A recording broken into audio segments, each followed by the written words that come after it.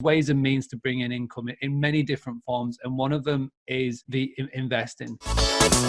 If anybody hasn't really gone down this sort of road before, and somebody's thinking, well, I want to now sort of start to look at other ways and means of bringing in income over the long term. And obviously you cover this in your book, but where do you recommend could be a really good place for someone to get started if they wanted to find out a little bit more about the stocks and shares and ISAs and whatnot? Like, is there any obviously apart from your blog, is there any things that people can start to look and do and over the course of the weekend and sort of figure this out a little bit more? Is there any sort of ways and means that you recommend on that? You can find literally every thought anyone's ever had on the internet. So you can just research to your heart's content, play on YouTube for years and years. Yeah, as you said, my blog, my book, they're not bad places to start. One of the places you can start, a bit of a weird cheat, but if you actually look at some of the online trading platforms, so Hargreaves Lansdown is one that I always talk about. There's a bunch of other ones out there, but you don't need to sign up with them. You don't need to give them any money. If you just go onto their website, which I think is hl.co.uk, they'll have a crap load of guides of how to get started investing. What does the stock market even mean? They've got loads of beginners guides because obviously